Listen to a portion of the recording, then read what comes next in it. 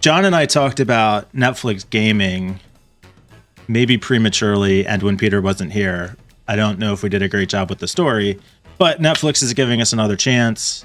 They are doubling down, hiring engineers to improve their gaming experience. Today's Not So Critical update.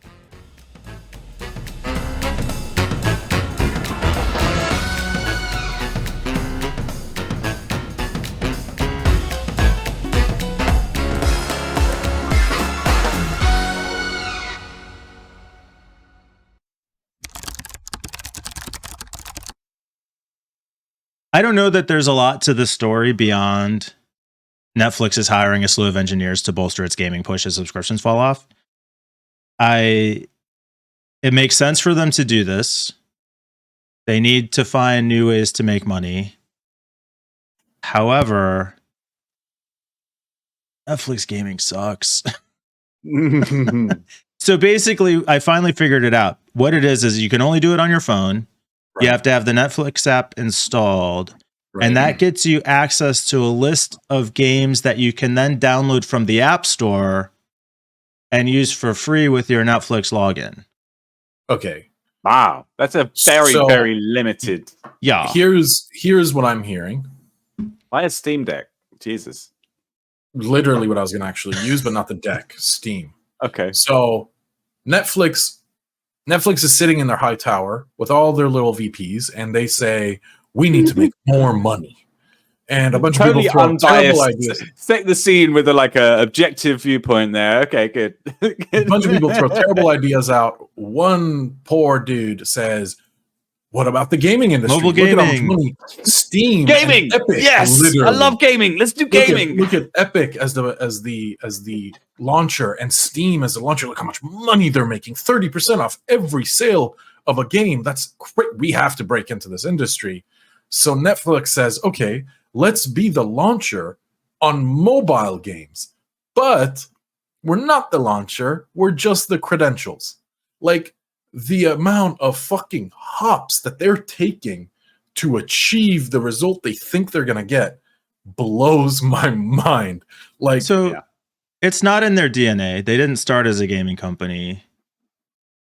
Could they become a viable gaming company? They've got resources. They can hire engineers. Did Sony start as a video game company? Right? So, actually don't know the answer. I don't think they did, but maybe they did. Good example. And, well, let's, Live's research. I think they started as a hardware company, like TVs and stuff. Yeah, they were famous for audio equipment at one point. Yeah. So I think they could for sure, but I'm wondering, my sort of gut is saying to me, hey, has Netflix had an entire blood transfusion at this point, and does it no longer have any of its own DNA left? Because a lot of the things they've been doing lately have been indicative of a different way of thinking. If it was the original guys who were like, I was thinking these are like the money grabbing people who run like Farmville clones to get people to buy packages of bales of hay, shitty little dopamine brushes traps that that have no depth to them and no kind of they're just trying to suck the money out of teenagers with their parents' credit card. I don't. They're all clones of each other. They're all really easily developed, and they're just there's no. You may unwittingly have stumbled into a good point, Peter, which is that if people are going to be spending all this time on their phones anyway, why not spend it on stupid Netflix games as anything else? Right. But what I mean is that when Netflix started, it was something kind of revolutionary. It was cool. It was like you can download you can watch a whole series at once. Like, wow, that's different. That's cool. Innovative. I want to do that. Everybody, innovative. Thank you. It was cool, and then they started making their own shows, and they were like, wow, they put a lot of money and effort, and these are kind of cult things that other people wouldn't make. They're a different platform with a different way of looking at things. And now they're into like everything's getting cancelled after the first and second season. They're just all about the money. They're trying to get those. raising the price, shutting down password restrictions. sharing. Mm-hmm. Yeah, it feels like they've had a change. The whole C-suite has been swapped around, and the people at the top now are just about the money, you know. And that's what happens when you have shareholders hounding you. At first, you're the new hot shit, and then eventually you become this money bag. And I can totally see, you know, they're sweating over at Netflix. They're saying, we're losing subscribers, we're losing money, shareholders are hounding. What are we gonna do? Someone suggests video games. Great. Then they see how much money these games like Candy Crush and Farmville and other bullshit games are making off of microtransactions. And Netflix says, let's lure them in with free games. Just all they need is their Netflix subscription. Yeah. And then offer them microtransactions, offer them loot boxes, offer them pay to skip levels, offer them everything and anything under the sun that they can pay for with money. We don't know if they are doing that with these games, but it seems of course it's going to be the obvious the resulting the resulting finish line is make money, and they're turning into I don't want to say a predatory company, but they're like looking that direction. They're like, ooh, this is a good path for us. So it's not just money, though. To Peter's point, they were very innovative. They were innovative with the DVD sales that put Blockbuster out of business. They were innovative with the streaming. They were innovative with their own productions, the full season thing. But now everybody's doing that. There's a dozen other services that are all doing those same things. So yes, they're under corporate pressure to continue to grow and be profitable. But also, this is just kind of a normal business cycle. But what they're doing now is not innovative. This has been done. Yeah, no, I agree. I don't think so. Xbox forever. You buy a Game Pass and you get to play pretty much all the good titles. So nothing new here, and it feels very Google. Like they're following the footsteps of Google, where they're just going to copy everyone because they can't fucking come up with anything original anymore. That's hilarious.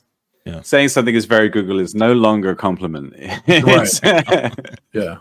It just means stale, right? Like that's what I'm seeing is it's just stale. That's I guess what happens when you become such a large company. I did hear something interesting not too long ago about the nature of like big studio productions. And it was an interview, I think, with Matt Damon talking about how it used to be a studio could spend $100 million on a blockbuster or do a movie like Good Will Hunting that was a little bit more speculative because they knew they were going to make a big chunk of money in the theater for several weeks, but then also they were going to make a big chunk of money on the DVD sales after the fact. Now, if you release a big movie on Netflix or Apple Plus or Disney or whatever, you'll get 2 or 3 days of attention while everybody's watching it, and then it just becomes part of your back catalog and you never see another penny from it. So it is a really interesting problem affecting the kind of content that's making it to us. Yeah. Yeah, I can see a pay per watch model coming back. On, you know, I don't know who will be the first to do it, but it will be something that everyone wants to watch. Some Star Wars, Marvel. I mean, you have that a little bit now. Some of the new releases will be on Disney Plus, but you have to rent them for the first 30 or 60 or 90 days or whatever. Right. But still, I'm sure that's nowhere near the money they were making by putting these movies out in theaters. No. And that, you know, COVID really kind of put the last nail in theaters. Still, they have not recovered. They have not recovered, and they won't theaters recover. Got so nice though, and they're really nice. Like you go sit in a theater, and you got these plushy seats, and they're so comfortable. And you know, there's an experience. A restaurant, right? Yeah. They're really my cinema with meals. The cinema that I went to recently has sofas, and they have table service basically, or sofa service, where they come and bring your drinks to you. And they have a proper sort of menu of like chicken wings and things that you can buy and get. You know, it's really nice. In Israel, they have VIP packages where like you could do like a date night VIP package where you get to sit above everyone in the back, and you have a table and like really comfortable chairs, and they serve you food, Nice. like waiter style. It's like a total experience. And the last time I saw a fully packed theater was for the newest Spider-Man movie. I've seen a couple movies in theaters since then, and they've always been, it's 8 people. You know, when I watched the new Batman, we went and saw it a week and a half after release, and the theater was fucking empty. It was just us and a couple other people. And I think back on pre-COVID and even pre-Netflix, and no matter the time of day or the day or time after release, you went to see a movie, that shit was going to be almost full. People loved the theaters. And now people rather sit on their couch and watch it. You sounded like such an old man. But I was going to say, I can't disagree with them. Maybe the move is like Amazon was talking about buying up Barnes and Nobles and border stores to have local presence to sell books. Maybe Netflix will start buying movie theaters for screenings in a theater environment. Maybe. Or cool. They will offer I don't even know how they're going to piracy protect this, but the whole 30, 60, 90 day pre-release purchase that you can do, where you can purchase access. Soon as I purchase access, I can record that shit in 4K and upload it. Like, yeah. So that might not be a bad upsell, though. You could. Sorry. Go ahead, Peter. I don't want to extend this episode anymore, but I'm gonna.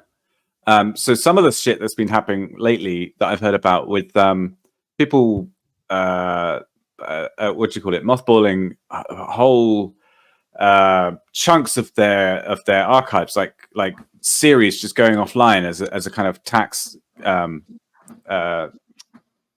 loophole or something. Basically, they take the stuff down so that it's not available, so they can't sell it. So it's just happening with a lot of series lately. I saw one of my favorite shows is called Final Space. It's an animated show by it's fantastic. It was an indie thing that started off and really took off and went on Adult Swim and then TBS and stuff. And it's just disappeared. It's gone. Can't watch it online about the Batgirl movie, Batwoman. So recently. Batwoman, $100 million, I think, and it was actually called Batgirl, but no way. Yeah. Anyway. Warner Brothers Batgirl movie. Female character was literally finished. Yeah. And they sent it to the chopping block. I think it was over $100 million loss. And they were like, live research says 90 million. Yeah. So 100 mil tax write-off. Which is crazy. It is finished. It's ready to be released. It's ready to be viewed. And when they did a, what's it called? Not a beta test. What is it when you bring people into focus group? Or they did a focus group, and I guess it did terribly. Oh, really? But like then you look at Morbius, which is possibly the worst superhero-based movie. It still got released.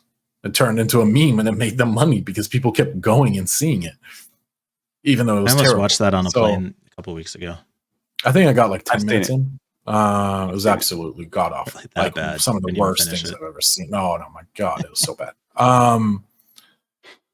Yeah, so we'll see where it goes. It'll be an interesting next decade for sure regarding media and our consumption of it.